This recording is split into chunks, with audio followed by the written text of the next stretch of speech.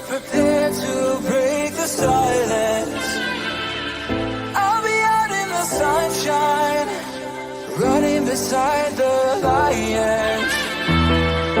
I've been feeling down, but I've been looking up, afraid to fall.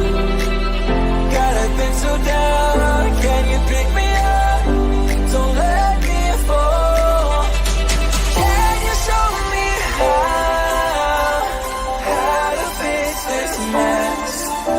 I am down and on my knees, and I may fall as I'm so close to the end.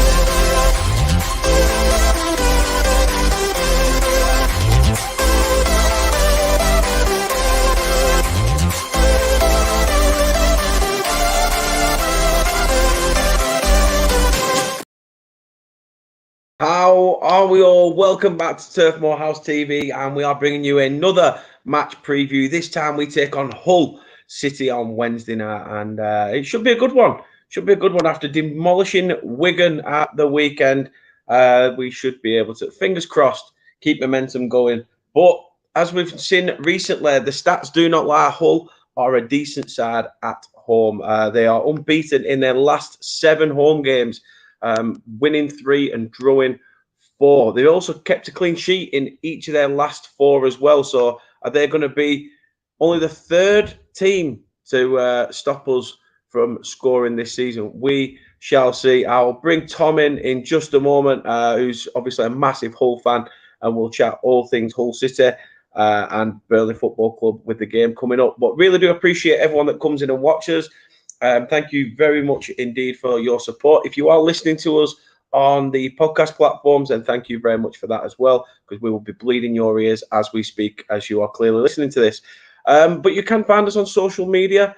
All the socials are there: Facebook, Instagram, Twitch, Twitter, TikTok, although TikTok's a blag, so that's barely even used. But you can check us out on all those socials. If you could as well, people, please do smash a like on this video, subscribe to the channel if you're new, and hit that notification bell so you can be notified when we next go live. Also, as I said, you can follow us on the socials. Here's just a little video of where you can check us out.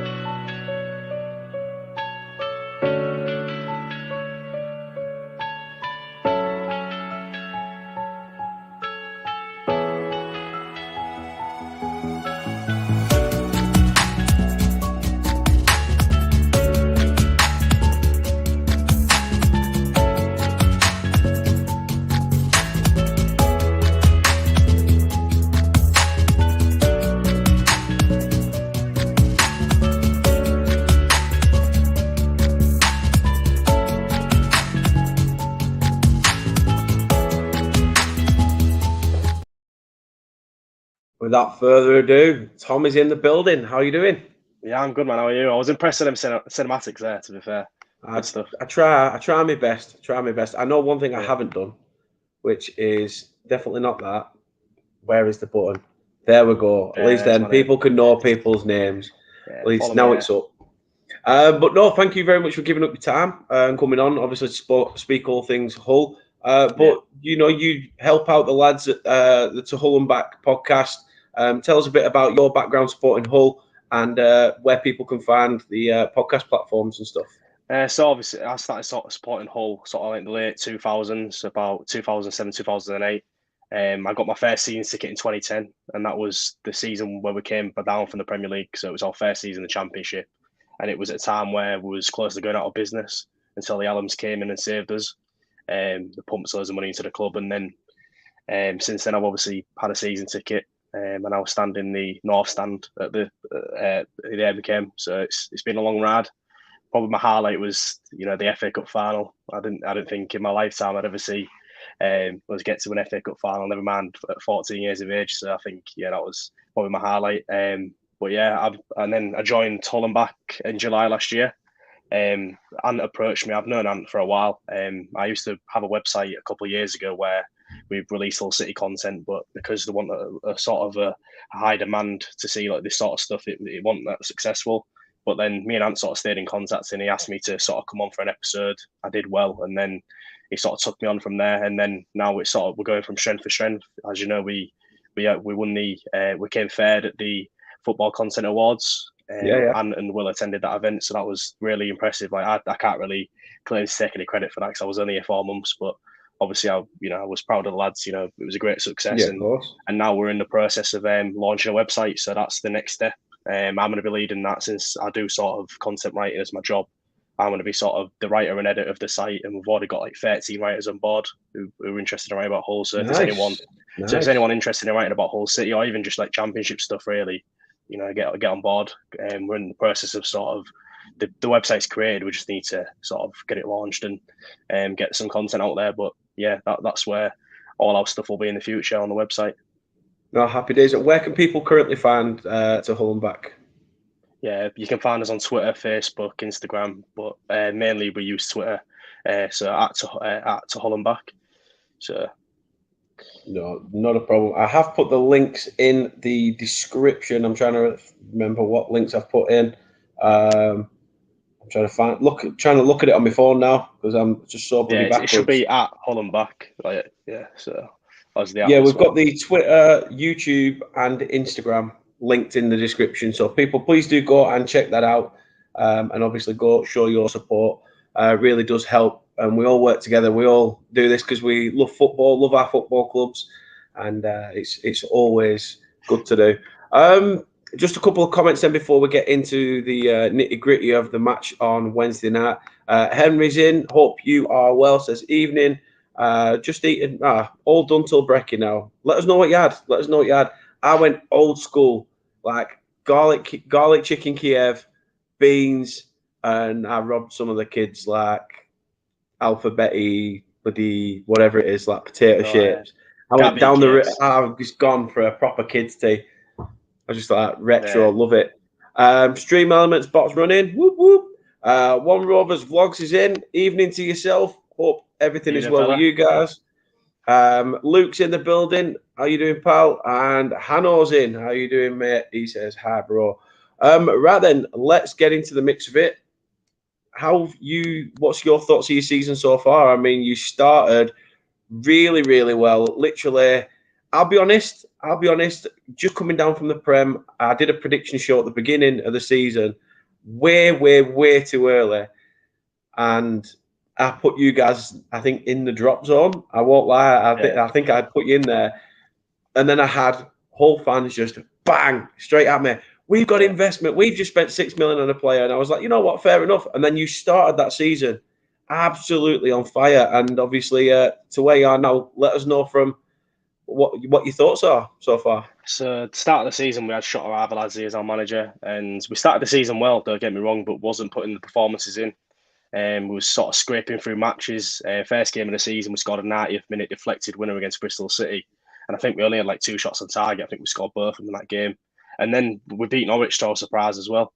Went away to Preston, got a 0-0 draw. And then obviously went to you guys, drew 1-1. We didn't expect that as well. Because obviously we saw Burnley started the season well. And I thought we'd get turned over. And then from there, we sort of struggled a lot. I think we went on a losing run quite a lot of games. And that led to Shota being sacked. We then brought in Andy Dawson, who was the assistant at the time. As our temporary manager, and he did a decent job, but we knew that we needed to sort of acquire someone for the long term, and the man that fitted that bill was Liam Rossinia. Came from Derby County, hasn't got the experience, but he has the knowledge and he has the sort of hunger to succeed at this level. And he's a former club icon, having sort of played in our team, and between 2010 to 2015. So he was part of an era of the club, probably the most successful era we've had in our history. Reaching the FA Cup final, getting to Europe, promotions to the Premier League. So I think it was a great appointment, and he's shown so far how well he's sort of adapted to this level. To say how young he is, and he's not afraid to make the big decisions as well. But he's transformed us from being a side that leagues goals for fun. At one point in the season, when we had Shota in charge, we was the worst performing side defensively in the whole of the Football League. Conceding goals for fun, was probably conceding an average of 3 goals a game. Rossinia's come in, and now I think we're the second best defensive team since his appointment. And I think since Rossinia's appointment, I think we're just outside the playoffs in terms of the points we've accumulated since he came in November. But I think what we've seen so far is sort of a steady work in progress. We've suffered a lot of injuries this season. We seem to get one player back, and then one player gets injured. One example is Benjamin Tettey. He got injured against Coventry last weekend, and that was a massive miss because he scored his first goal against West Brom the week before in a great 2-0 win. And then to see him get injured again after he was sent off. He was sent off, so he got injured, came back against Sheffield United, got sent off, had a 3-match ban, came back for 2 or 3 games, and now he's injured again. So as soon as he gets his chances, he's had that, not a bad slice of luck. But Oscar came off the bench and scored a beautiful goal, and we ended up drawing the game last week. But I think, I'm very happy with the way the season's gone, because I think I set my expectation as finish mid-table, and that's where we're about 15th now, but that's where we currently are. And I think this season is all about sort of building the foundations. I think that was the main sort of element of the season. I never expected a playoff push when fans were saying, "Oh, we're only like 7 points off." I think this season is about just establishing ourselves again in the Championship after fighting against relegation last season. And I think with the right investment in the summer, get the players that Rossini wants, I think we can sort of push towards the playoffs next season. But I'm satisfied with how the season's gone. No, you said it there as well about how this season for you was about just solidifying that place in the Championship, take it from there, and even if you were to have made the playoffs, it was a case of if we do, we do. If we don't, we don't. We're happy with what we've got this season, and then we try and do it. But where you are at the table now, obviously, I don't think either relegation or playoffs is sort of. It's just at the moment you're in that. We've cemented it. We're staying up, but the division's pretty much near enough come to a full-blown conclusion. 15th, would you have been happy with that at the start of the season? Yeah, I think I said we'd finish 13th. That was my prediction. I'm usually quite good at predicting where we're finishing. Like I think the season before. Oh, you're totally opposite to me then. I do a prediction show and I'm dog shit at it. So don't worry about it. Well, one of the worst predictions I made was when we came down for the Premier League. I thought we'd bounce straight back as like champions, and we ended up finishing about 17th. So, but that was totally wrong with that. But I think if you'd have told me you'd finish mid-table, I'd have taken that.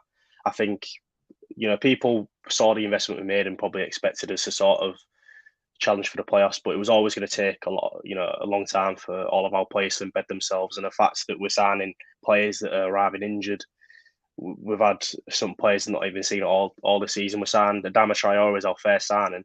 He arrived, got injured straight away, and he's only just got into the team now, and we're in March. So he's not even started a game yet. He's come off the bench and played a cameo. But I think once he sort of gets up to full match sharpness, he'll be a key player. But it's the case of like we signed 16 players in the summer. That's a lot of players to sort of sign and gel into the team. And although we started the season well, we could tell that it was going to take time for us to sort of adapt.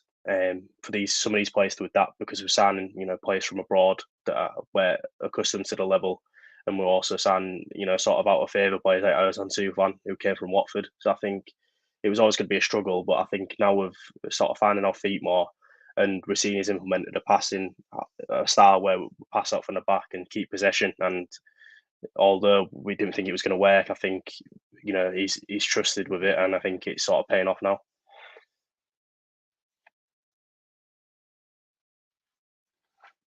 Are you there? Oh, he's gone off. Wait.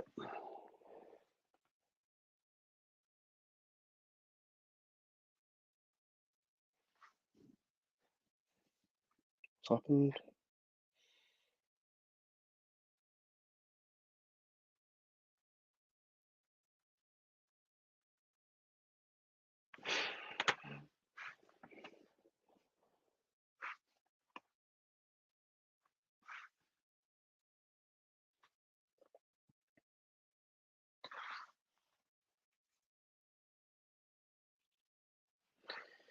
Don't know if anyone's still here, but hello.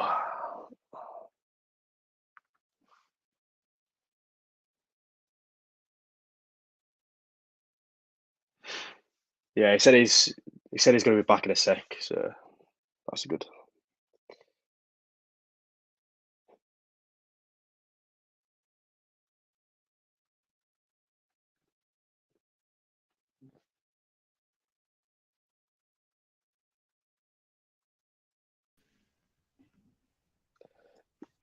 All right, pal.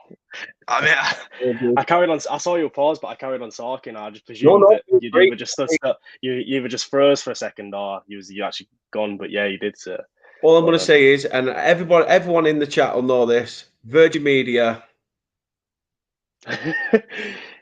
It's bad when KCOM, our internet provider around here, is probably better than that. But it's shit. It is absolutely dog shit. We're getting it taken out soon because it's poor. Every time around this time, it drops out. Like the fact is, look, people even in the chat are so used to it now. But it is literally like that. Like Colin says there, don't worry, mate, it's his party trick. It's not a party trick.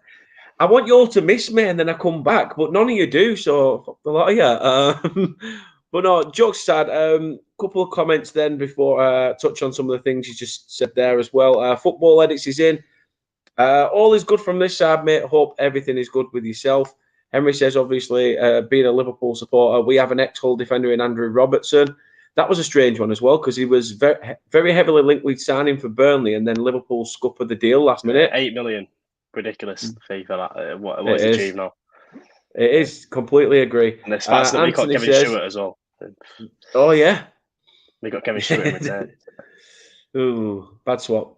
Anthony says, big up, Dan, hope you're well in the family. What's the 30-point deduction all about? Right, let's address the elephant in the room because there is no 30-point deduction. Ignore what Anthony's saying. Like Football Edit says, I've only heard about a transfer embargo. There is. He's just because he's a Bristol City fan. He wants points deductions. He wants it all. He's trying his luck. But yes, at the moment, if none of you are aware, Burnley have been placed under an immediate transfer embargo, which, to be honest, you're probably thinking, well, that's not going to do anything. There's not even a transfer window. Well, you're right, there isn't. But the only reason that has happened is the EFL have got to be seen to be acting on what the club has done, and they've failed to provide the financial paperwork within the certain time frame. However, Burnley have explained and had full transparency with all supporters and said that this is due to us changing the auditors, and that when the paperwork comes through, it's all going to get sent. There's been certain draft financial reports been already sent to the EFL, and it's looking like by the end of next month that this ban should be lifted. Even financial experts have come out and said, look, it's nothing to worry about. It's an administrative error, and that's it. I think people like to jump on the bandwagon and say, oh, this is happening, points deduction. The EFL have to seem to be acting, and something like that is what's going to happen. Huddersfield, however, have been placed under a transfer embargo today because they've done something very similar. However, their position in the league, there might be a little bit more to that. Nate's in the chat says, what up, Dan? What up to your fine self? Hope all is well, pal. Emmy says, all to do with the Bellis transfer. Well, he's not actually transferred. He's only on loan at the club. So don't worry about it. Anthony says, Hull to beat Burnley 7-0. He loves it. He loves it. He loves it. Carry on with the stream. Dan's gone. I'm here. Yeah, Anthony says, Virgin is crap. They always are. Dan was trying his Blackburn top on. He didn't want people to see it. No chance. Anthony's I know. Honestly, he must have got lucky last night or something because he doesn't usually come in giving it all this. Footy Edit said if Hull had Lewis Potter, easily top 12. I disagree with that. Do you? Yeah.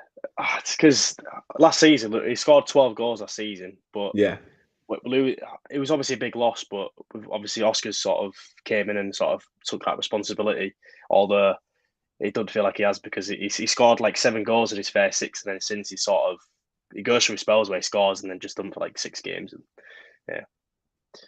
No, that's true. Phil's in the chat as well. Says evening, Dan, spotted him earlier when we were out in Costa. So we had a good chat then as well, didn't we, Phil? But evening to yourself. Mr. Holt is in the building. He says, won't be further punishment, but if we were deducted 30 points, we'd still win the playoffs. I like it. And Luke says, Liam Rosenier has done well at Hull. I can see him taking Hull back to the Premier League in the next 3 years. I mean, do you echo that sentiment? Yeah, I think the long-term goal is Premier League, and it's one of them where you've brought a club icon back in. He's doing that well. That we want to keep him for the long term. and it'd be a shame to sort of see him sort of get sacked if he gets a poor run of results. And I do hope that our owner Adrian, he decides to sort of keep trusting his sort of philosophy, and it gives him the sort of money to sort of spend and the tools to get the players in that we need to push on next season. No, totally agree. I mean, what did you make of your transfer business in both windows? I mean, start off with the start of the season. You were signing players for good amounts of money. Yeah, we brought in our main signing was Joe Michael Seri. We got him on a free contract, and to sort of bring that sort of player that's had the experience to get promoted with Fulham. He's been with Barcelona in the past, and played in the Premier League as well. That was our main sign. And then Cyrus Christie came in, also promoted with Fulham, the experience as well. We needed to get a sort of fullback in, and he's done a great job. He's now sadly out injured, but there was our two main signings, and brought in Ozan Tufan as well from Watford. Oscar Estepinian on a free transfer from the Premier League, where he scored 15 goals last season in Portugal. So we knew that he was going to come with pedigree, and he's shown that so far. He sort of had spells where he's not on the ball, but he can come up with that sort of moment of brilliance where he'll have like a 6 out of 10 game, but he'll score that one goal that you need to win a match, and that's exactly what you need sometimes, and that's what he did against Coventry on Saturday. Is he related to the stupid that plays for Brighton at all? No, I thought that at first, but they're both different nationalities as well. So, all right, fair enough. But yeah, there's too many signings to go through that we've made. But there's that many. We signed like 16 players, and then one player was pressed with in January was Aaron Connolly. We signed him from Brighton on a loan, and he hit the ground running, but he's sadly been injured as well, and that's been the story of our season: injuries.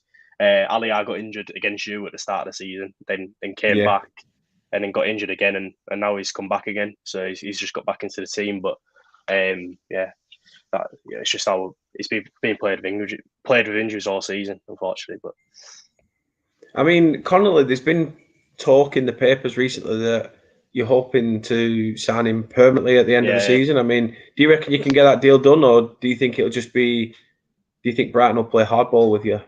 No, I think Brighton won't rid. To be fair, I think he's shown that he's not going to get in the first team at Brighton. I think we're fortunate that Brighton are doing that well, that they've got that many attacking options, that Connolly's not in their plans no more. He went on loan to Middlesbrough last season, and he got a bad reputation.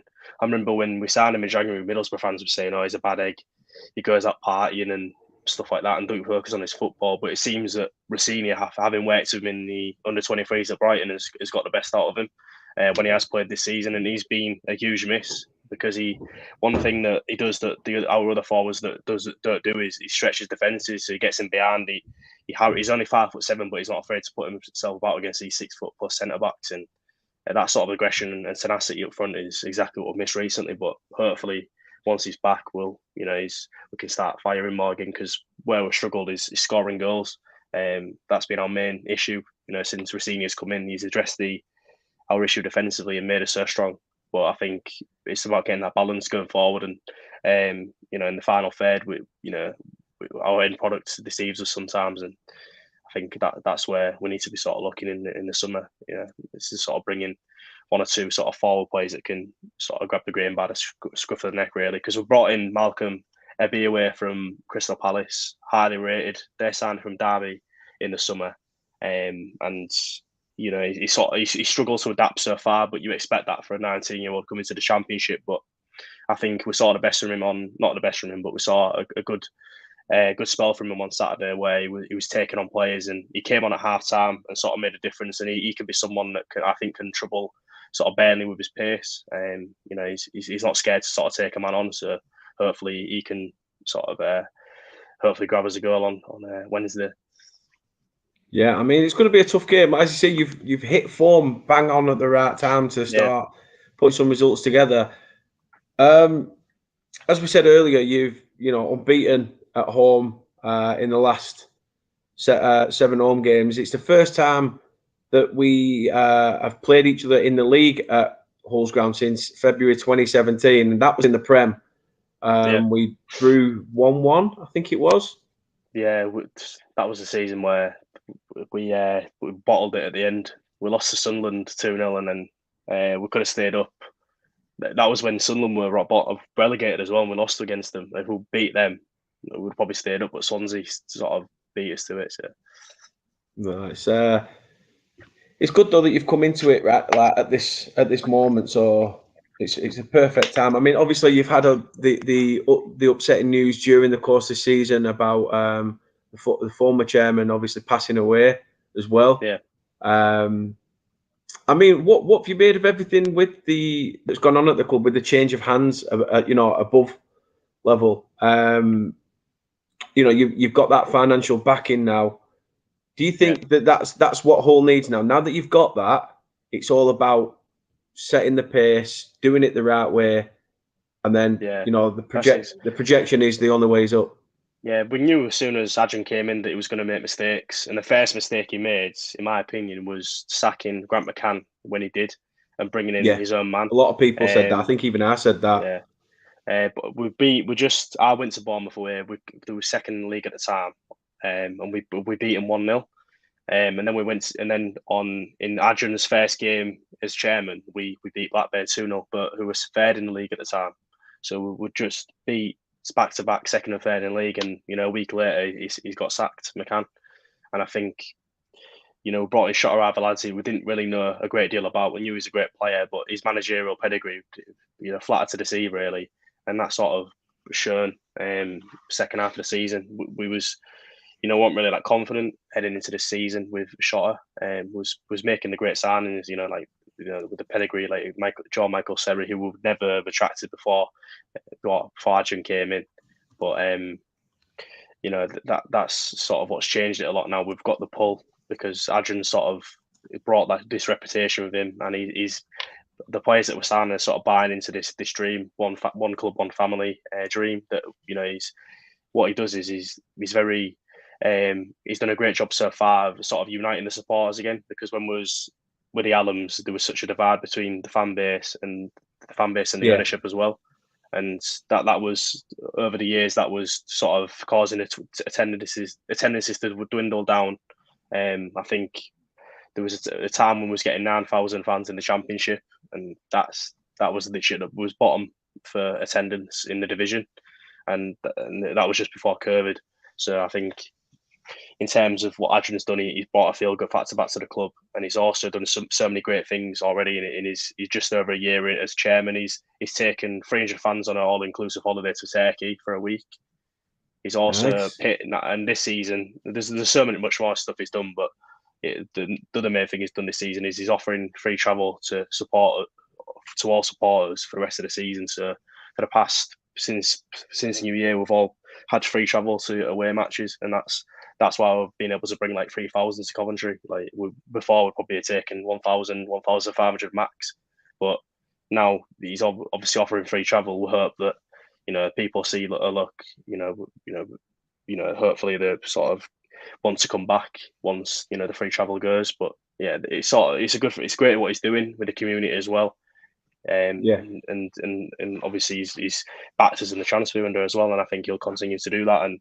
And in order to sort of move forward as a club, you need to pull in the right direction, and that's exactly what he's got people doing again. He's got people, he's brought people back, and we thought as soon as change of ownership, it would take a while for the fans to come back, but we're consistently getting like 17,000, 18,000 at home games now, which is what we was sort of getting 10 years ago in the Championship, like when Allams sort of took charge and there was a feel good factor again. So I think it's onwards and upwards, hopefully. So yeah. Well, fingers crossed. And another thing you have a good say in, looking at some of your fixtures, is you get a good say in how the playoffs could finish. I mean, you've still got Sunderland to come, who are trying to get themselves back into it. You've got Millwall, Blackburn, Borough, Watford, and Luton on the final day as well. You have a massive say in that playoff race. Yeah, we do. The thing is, what we've always said this season is that we perform better against the teams that are high up in the division, because it sort of suits us more, I think, to play on the counter attack and not have possession than it does sort of dominating the game. We do like to sort of play out from the back and pass, play through the fares when we can. But I think we've got the players now to sort of play on the counter attack. So I think against Burnley, we know that the possession based side, they know we know they like to move the ball around quick and the quick in transition. I think it's important for us to sort of sit back a bit and then hit them on the counter. I think that's where we can sort of hurt Burnley. They've got very few weaknesses, but maybe on the counter attack, that's where we can sort of take inspiration from a few teams like Blackpool who've taken points off you recently. And so we obviously know it's going to be a tough game, but I think with at home we've got good form recently. There's no reason why we can't sort of go out there with no pressure on us to sort of go and win. I know Burnley are that far ahead, they probably don't feel any pressure, but I think we're at a stage of the season now where we can afford to experiment and sort of give it our all in terms of just sort of going for it. Really, I think there's an opportunity there to sort of put on a good show in front of supporters and try and attract more people. No, totally agree. Totally agree. Luke says, "How's Tobias Figueiredo done for you while being at Hull?" He's a Forest fan, is Luke, so he's definitely all for it. Less said about him, the better, really. But I was, to be fair to Figueiredo, it was one of the signs I was really excited about in the summer, because he came from Forest, he played like 28 times I think last season, helped him get promoted. Obviously played in the playoff final as well. So we thought it was getting a defender with good pedigree, someone that was going to sort of solidify us at the back at first. Bring experience, because we've had quite a young defence. We've got Jacob Greaves, who's like 22 now. Our fullbacks are quite young, and we've got obviously McLaughlin and Jones who are mid-20s as well. So I think that we thought Tobias Figueiredo was going to be that guy that's going to bring the best out of our defence, but it sort of worked the opposite.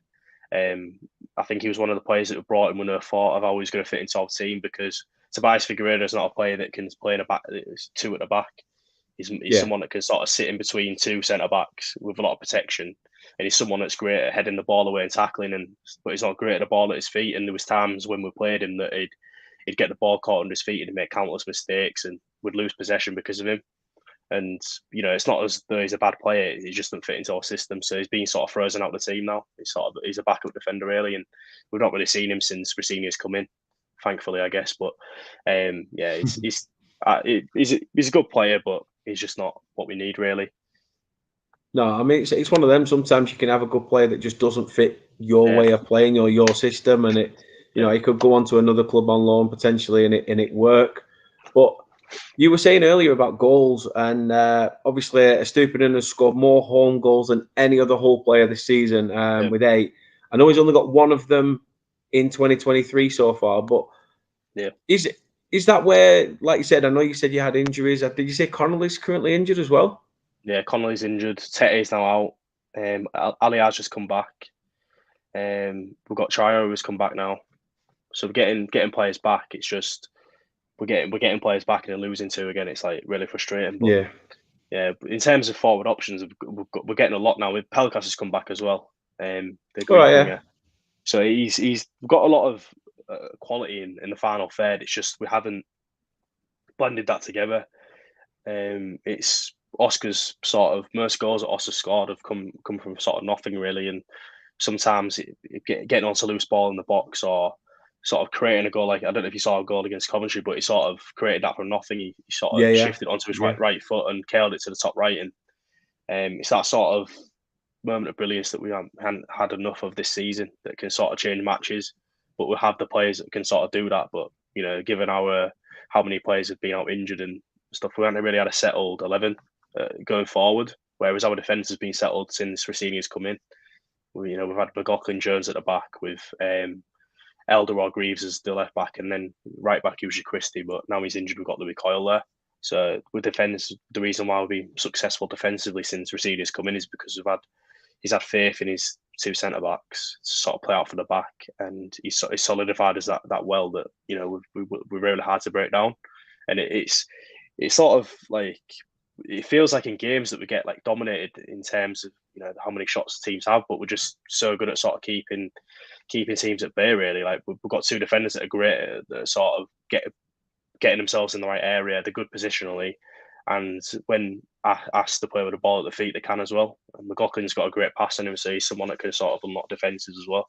And we've recently brought Carl Darlow into the team, who's on there from Newcastle, and he was someone that we needed, really. Like, Ingram, as good as he's been, we know that he's not good with the ball at his feet, whereas Darlow's got one of Darlow's attributes is his kicking. So now we're able to play the ball back to him, and he's able to sort of find the players, and sort of build from the back. Really, that's key. Really, I think that's one area in the summer that we need to address, and bring in probably a centre back and a goalkeeper that can both sort of fit into the style. But yeah, I think in terms of like an outsider sort of thing, I reckon there's teams in the division like yourself that are probably looking out a seam and thinking, how's Jacob Greaves not getting in there? Because Yeah, I was going to say. Yeah, he's our last season. He was our star defender, really, and since Rossini's come in, he's not really been fancied because McLaughlin and Jones have been that good. They've been our two best players, the centre backs. That Greaves has sort of been frozen out, and when he has sort of come into the team, he's played at left back when he's naturally a centre back. But yeah, we had interest from him in the summer before he signed a new 4-year deal. So I think that if a club did come in for a 10 million bid, I think maybe we'd be tempted to sell because he's not really playing like a 10 million pound player, but he's got the potential to. Do you know what I mean? So I think we've seen glimpses from him, but he's sort of he's lost his place really. So it'll be interesting to see what we do in the summer. Will we keep him or will we look to sell? But I think he's a great player to have, especially on the bench. And yeah, a lot of teams would probably like to have him. Yeah, I mean, it's always good to have that strength behind you. I mean, speaking of strengths, where would you say Hull's strength is? Where do we need? What sort of player do we need to be wary of on Wednesday night?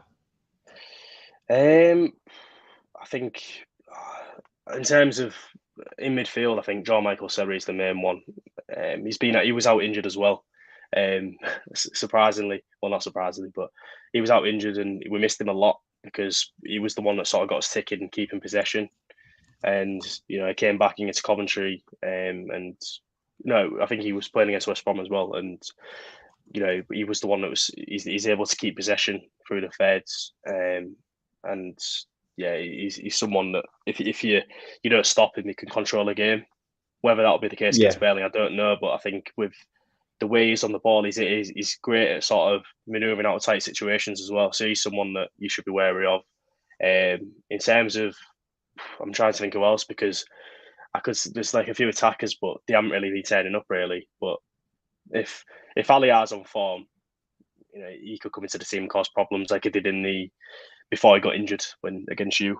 But obviously Oscar in the box, I think when he gets his chances, he's quite clinical. He's someone as well.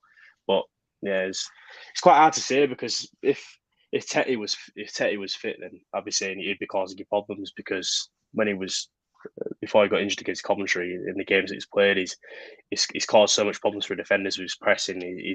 His size, he's like 6'5", but he's quite quick as well. He's like nimble on the ball, and he's quite hard to show off it. He's great at holding the ball up. So it's unfortunate he's injured, but yeah, they're the main players I'd say that can cause problems. But defensively as well, Alfie Jones is sort of risen to prominence for us this season. He's someone that before Rossini came in, people were calling for his head and saying, "No, he's not very good. We need to get rid of him." But he's solidified his place in the team and proven he's a ball playing defender that he's going to probably have interest for him in the summer. To be fair, with how well he's done, he's only like 24, so he's sort of coming into his own now. Yeah, I mean, Luke says here, Caldolo has always been a good goalkeeper that's been good with his feet with the ball. Can't see him staying at Newcastle, so would you take him permanently if it became an option? Yeah, I certainly would. I think he's already adapted himself to the dressing room. He brings the experience of getting promoted in the past from Newcastle as well. And in terms of what we need right now is a sort of an old head at the back. And he's only, I think, 30, 31. But I think for a goalkeeper, that's a great age. I think he's... Yeah, they usually say 35, 34 is your peak, innit? Yeah, I think he can still have his best years at City. I think if he's someone that we know he has the pedigree, we know already that he's a good goalkeeper. Against West Brom, he saved the penalty, and that sort of was the catalyst for us to go on to win the game. So I think that was the sort of what you need in matches. You know what I mean? I think to go on to sort of build from. So yeah, I'd certainly take him. I think if he's not wanted by Newcastle, we'll certainly. It's the same with Connolly as well. He's made an impression straight away, despite him being injured now. He's someone that I'd 100% have at the club because you can't beat that sort of when you've got a manager that gets the best out of a player like Rossini does. I think that's what the sort of players you need in the squad, and he could be someone that next season sort of pushes on because I think he's like 22 now. I think he needs to be playing more football. I think before Yeah, he does, yeah. this season that he wasn't playing a lot of football for Brighton, and when he was loaned out, he wasn't making an impression. I think he went to Serie B last season or at the start of this, and rarely played. But we've taken a chance in it, and from what I've seen, it sort of paid off, and hopefully we can get that deal done as well. Definitely. I mean, going back to the previous question when I said like, where do we need to watch out? And you said Seri. I know Seri when he was at Fulham loves a wonder goal against Burnley. To be fair, so I hope that doesn't come off again. However, from looking at it, spinning the coin a little bit, who are you not looking forward to facing at the moment? Like from a Burnley perspective, who's the player that you're thinking, if we can keep him quiet, maybe we're going to have an easier game? There's quite a few, to be fair. Let me just get some players up that have. Let's have a look. Let's have a look. There's that winger you've got on loan for Southampton. I've forgotten his name. Oh, Nathan Teller.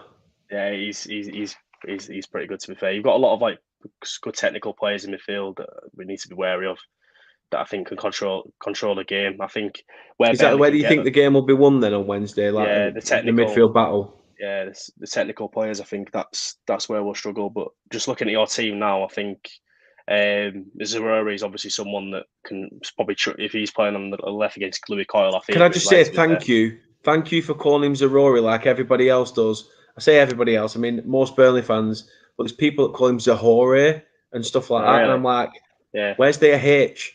It's R. I know, yeah.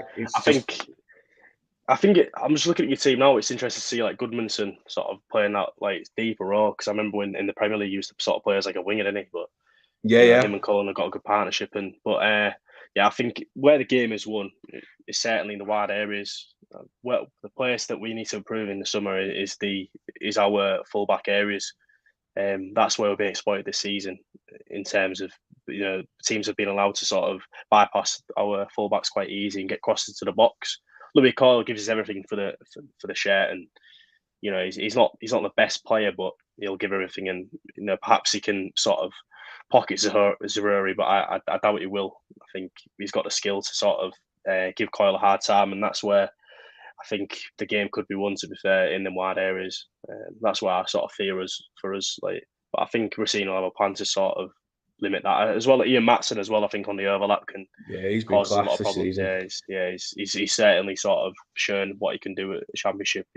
On loan with Chelsea. What do you reckon? You could get a deal done there, or do you reckon Chelsea, after what they've seen, do you reckon they'll trying to get him into the first team? It's a tough one because obviously Chelsea have still got Cucurella and Chilwell as left back options, but Matson's still only young. Is he going to get that chance at Chelsea? That's what he needs to think now. He's at that age now where it's like, right, I've had a couple of loan moves. I want to be sort of cementing myself as a full-time player and kicking my career on. Depends if Chelsea want to. It depends if Chelsea, if Burnley. Well, apparently they're on about offering him a new deal. They're on about offering him a new deal, but then loaning him back to us in the Premier League. That'd be good, I think. But you'd love to have him permanently, but it's the fee that they'd be asking for, given the ceiling that he's got. I think 20+ million they'd probably be asking for, to be honest, with this market as well. Big time, especially Chelsea. They're flaming, bringing players in and knocking them out quicker than flaming the local takeaway that's flaming serving your pigeon. Anthony says, Henry, we're good, mostly draws, but it still points are talking about Bristol shitty. Don't know why I talk about him. Does he like Dean Windass? Probably not. But no, I wanted to play a little game with you before we get your full full-time result for Wednesday's game. This is just a little game called This or This or That.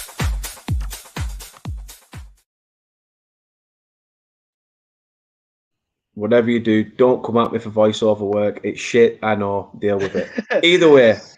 Either way, just pretty simple, really. I'm just going to give you two options, and you just let me know which one you prefer.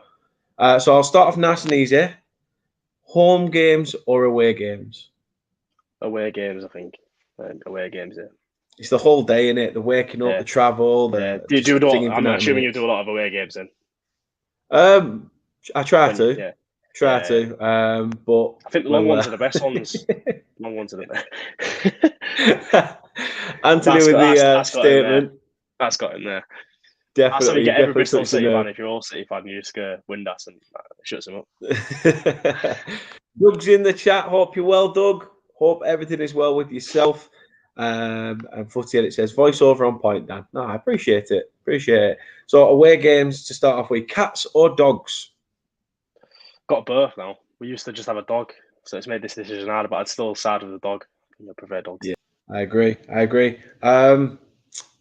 Facebook or Twitter?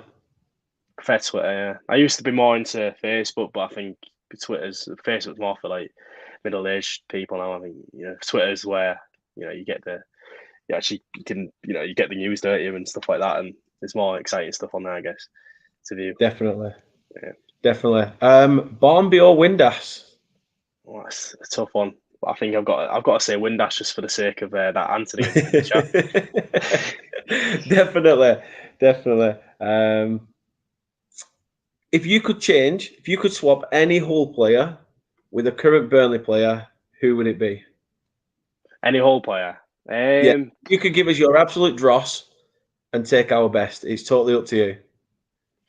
Oh, I'm thinking of Nathaniel here from Tulham Back. He really he really he really loves Longman. I don't know if you know who Nathaniel is, but he's a big fan of Ryan Longman. He's probably his biggest fan in the fan base. So I'd probably swap him for Zaroury. That's it. You're going to get pelters. You're going to get pelters off him now. Well, no. Footy Edit said easy dogs. I've got two. Regarding Bambi or Windass, he said neither. This is the big penultimate question that I ask everybody, and as I say at the beginning, usually you can go from Tom to like Tom the Legend, King Dick up there, or Tom Tit. That's it. And the big question is, does pineapple belong on a pizza? No. Ding, ding, ding, ding, ding. Yeah, correct. Yes, correct. That's what I like to see. I was thinking, surely he doesn't. Surely he was going to ask that he don't like it on it. No, people have said if the channel gets to 1K that I should stand outside Ewood Park with a Hawaiian pizza in my Burnley shirt outside the Jack Walker statue. How far away from 1K?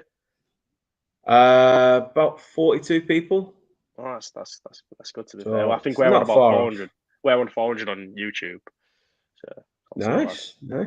It's been a slow burner, but everyone's just saying no, absolute not. Do you just do it on your own then? Are you? Yeah. So I just do all this on my Todd. And to be honest, I started out on my phone, and then how long? Wow.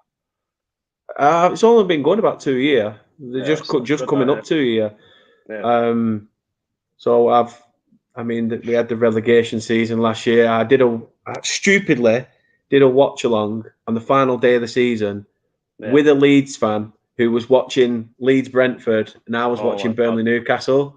And then you see it full time where he's hugging his missus and so he's hugging his missus. We've stayed up and everything else, and my missus has gone out for the day, so I'm in the house on my own, and I'm just there. I've my head in my hands. I'm crying. It was just weren't the best, but so he was knocking on the door for a while. Relegation, I think. Yeah, not to the fault of Sean Dyche, but I think there's no backing from the club, and to be fair, no, I totally agree. Of how big Burnley is, I think in terms of the support. No disrespect, but I think you don't even expect to be in the top flight. Like in terms of the size of the club. I never thought. I never thought we'd get to the top flight in my lifetime. Because how long he was there, I think I remember Sean. I think Sean Dyche was there that long. I remember when we beat you in 2013. Stephen Quinn scored. He was managing then as well. Little Ginger Prince. 10 years, like 10 years ago. So nice. He were a tricky little player. Him. You've got a few ginger players actually. You had him. You've got Paul McShane. Oh, Paul McShane's a legend. Don't sell McShane. I'll never get over the time when I think he was playing for West Brom, and I were only young, and I was watching it on Sky, and him and James O'Connor, who were in Burnley's midfield, another ginge, literally both jumped up for it, and they've connected heads, and you just see James O'Connor go bang, just drop completely out of it. Yeah, he's got a proper brickhead. Yeah. Oh yeah, definitely. Yeah. Definitely. Like kit, like hair. I'll go with it. How many more wins are you from promotion, Douglas? I think we could have it wrapped up. But if we win on Wednesday and get City out of the way, and then win against Sunderland, then I think we are technically classed as that's it. We're in the playoffs. I saw you was taking like 7,800 to like Man City. Yeah. 7,802 tickets is what we sold. No, I'm not. Oh. I'm trying to put the money to one side and keep save it for Blackburn, because I'm hearing there's not many tickets for Blackburn. They are trying to be arseholes with us, and instead of giving us that full away end, they're only apparently giving us just over away ender. That's the thing. Yeah, but they're only on about giving us 2,400 or something like that. 2,300. 400 of them is commercial. Yeah, so literally, there'll be like 1,900 tickets for Burnley fans for an evening kickoff. It's mad because it's just going to be a riot. It's just going to be a riot because Burnley fans will get pissed up and will go over there even without a ticket. Yeah, and yet the police, because they've had such a low allocation, they'll only have so much police to the allocation of the away supporters. So when Burnley absolutely, terrorised Blackburn in that fixture, and hopefully, inside and outside the stadium, whatever the situation, if there is one, I just think that police will be outnumbered, and it's just going to be an absolute free-for-all for all those people that want to act like a dickhead. But part of me really wants to see I know it's never going to happen, but part of me wants to see Burnley turn over Man City and then Blackburn turn over Sheffield United and get them two in a semi-final. Imagine that of the FA Cup. Blackburn and Burnley in the FA Cup semi-final. It's just crazy. The thing is, this is the best chance we've got at playing City this weekend. The best chance we've got when they're having a season of they're not that consistent, and if we can catch them on an off day.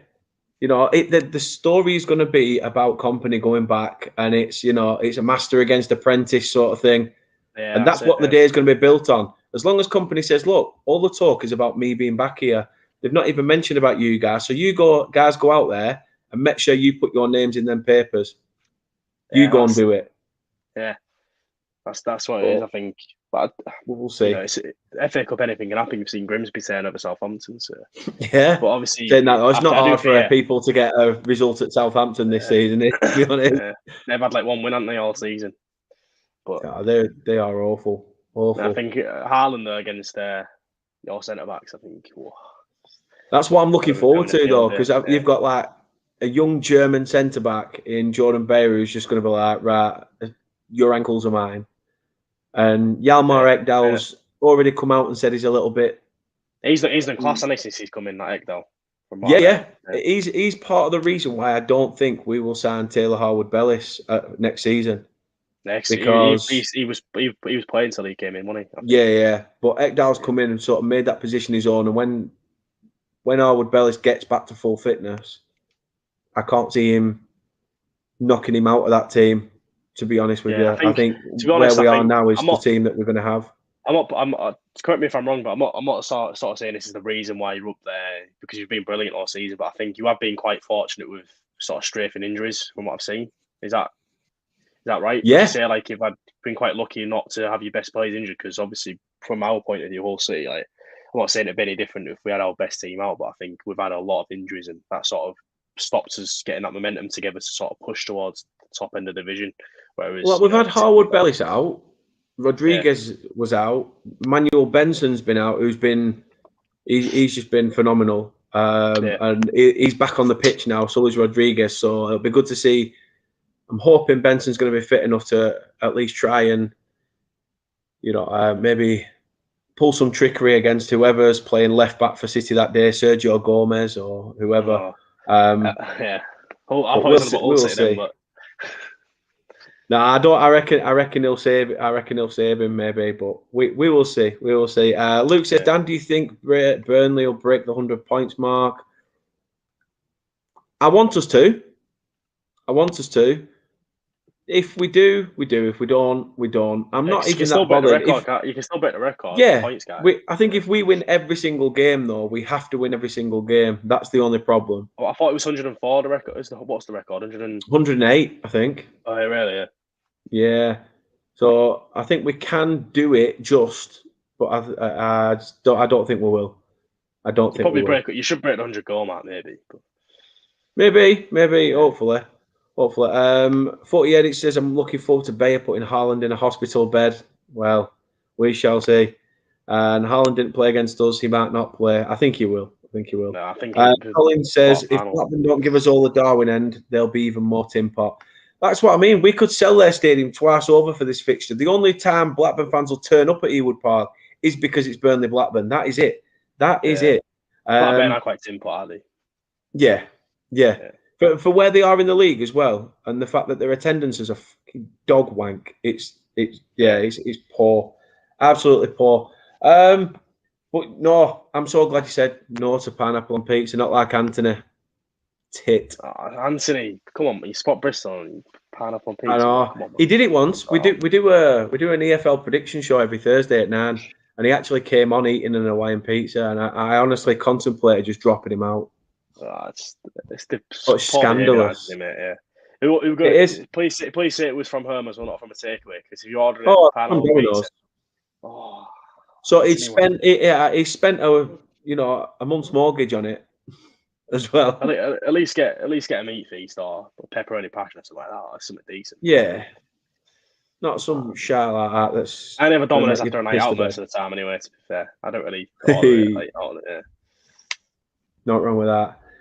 Luke says, Tim Pot, they shut 2 stands down against us because they didn't sell many tickets. Yeah, no, that's true. That's true. Yeah, they always do. Yeah, you always see the away end, like they probably sell the top tier and then they have the bottom closed. But teams could probably still sell some of that tier. Do you know what I mean? Definitely. Anthony says, I'm coming on with a Blackburn top on. Well, we all know that's a lie because you only support any team that plays in red because you're a turncoat. Anyway, that said, let's get to the big question before we wrap this up. How do you think this game is going to go on Wednesday? What's your score prediction? If I'm being brutally honest, I do think he'll turn us over. I do think it'll be a close game, but I think the quality will tell in the end. They're saying that, and also the fact that I think we've beat you like twice in the last 15 games or something like that. Our record against them, because I said if I was going to stick my neck out there, I think we'll score, but I think we'll lose 2-1. That's my prediction. I'll take it. Of course I will. I mean, any point on the road is a good point. Defensively being good against teams, but I think Burnley just that different class this season. I think we could turn it on against us, and the fact that we've, had some of our players out as well. Louis Coyle's unfortunately at right back instead of Christie. But saying that, I think Louis Coyle's probably the better defender, so I'd probably happily have him at right back. But Zeruri will give him a lot of problems, I think. So it's. Yeah, if we come away with a win, I'll be buzzing. That'll be great. But I think realistically, 2-1 loss. Yeah. No, I'll take it. I will take it. I think it's going to be scrappy, and I think you're going to give us a really good game at your place Wednesday night under the lights. I'm going to say just a 1-0 win. I think that we'll nick it 1-0. Yeah. But. Who knows? Until we are on the day. Which, to be fair, I'm not going because it's midweek. But you can catch us here. I will be here bringing you a live watch along of it Wednesday night. Join us from 7:35, and we'll be going live. And I will take you through the game as it happens. So let's see. Will Tom get his 2-1? Correct. I'm sure he'll want that in Hull's favour potentially, but. Obviously, we will see. Join us on Wednesday night for that. And then you can join us on Thursday for the prediction show at 9 with that turncoat in the comments.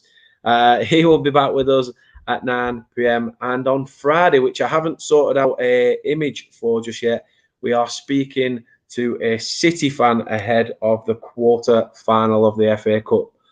So join us for that as well. Tom, really appreciate it. Thank you for giving up your time. Obviously, just tell people again where they can show their support to, obviously, yourself and to the Hull and Back podcast. So obviously if you want to sort of view our content, follow the Hull and Back Twitter. It's at Hull_and Hull and Back. So it's a bit complicated but you can follow us there. And then obviously my app was on the screen there, _Journal Tom. So I post obviously a lot about football content and stuff like that, just like tweets, mainly about Hull City to be fair, but so you probably won't be that interested. But so like I mentioned before, we're creating a website on Hull and Back, so trying to take our content to the next level. So if anyone's interested in sort of writing, if it don't have to be about Hull City, if anyone's interested in writing football content, then sort of give us a follow. Message me on Twitter. My out's on the screen, and we'll sort of we'll have a chat. So yeah, that's it. Oh, sweet. As I said, the links to the Twitter, Instagram, and YouTube page for the Hull and Back podcast is in the description. So please do go check it out. And Doug says he's just subbed as well, Tom. So great guy, man. Cheers. Happy days. Colin also says, after Wednesday, all the best, Tom. I'm sure. Yeah. I'm sure you hear that a lot. Cheers, pal. You as well. Which it is true, obviously, all the best after Wednesday, because you do get a good say in that playoffs, and fingers crossed. Out of all those games that we mentioned, just beat bastards for us. Beat them. We want them to see him drop out of the playoffs. That'd be even funny. That's what happened last season, didn't they? They did so well for the first half, and then they dropped off form. Oh, yeah. They've took Preston's place in doing that. Oh, let's be successful, and then it's mad because they've lost. I think lost like 14 games, but they're still in with a shout of getting in the playoffs. I think it shows how inconsistent the division's been this season, which makes me more frustrated that we're not sort of challenging with the likes of Luton, Blackburn, Millwall. You know, you expect sort of Norwich and West Brom to be there, but you've got 3 teams in Luton. Blackburn you probably expect, but Millwall. You've got Coventry as well. You probably wouldn't expect to be there. Sunderland, to be honest, I thought they'd do well this season, and then Watford struggling there. But you know, it's quite a lopsided division to be fair. And hopefully next season we can be a bit pushing towards the playoffs. I think because people sort of write us off, but all the bookies always write us off in terms of the odds as well. We could win 6 games in a row and would still be 3-1 to win at home. So yeah. Anthony's subscribed as well. He's gone over the turncoats. Yeah, turncoats in there. I'll let you offer your pineapple pizza then, mate. You know what I mean? Looks is all the best, Tom. Even on Wednesday, I would say that. You dirty Forest bastard. And Charlie's in. Hope you're well, Charlie. Hi and bye, as we are going to wrap this up. So I really do appreciate it, Tom. Really do appreciate everything that you've done. Speaking of Hull, so thanks for coming on. Enjoy coming on. If you want me again, I'll just drop us a message and I'll be on. But yeah, definitely, mate. Definitely. Yeah, but for now, that is us for this evening. Thank you very much for watching. We really do appreciate it. And as I say, if you live in legends, really could, please do Hulk smash that like button. Subscribe to the channel if you are new, and hit that notification bell so you can be notified when we next go live, which, as I said, will be on Wednesday for the watch along. So join us for that. But all that's left to say is up the Clarets. Good luck for the rest of the season, Tom, as well. Do the bastards over, hopefully, towards the end. We'll do our bit as well. But thanks for coming on. Really appreciate it. And as I say, up the Clarets.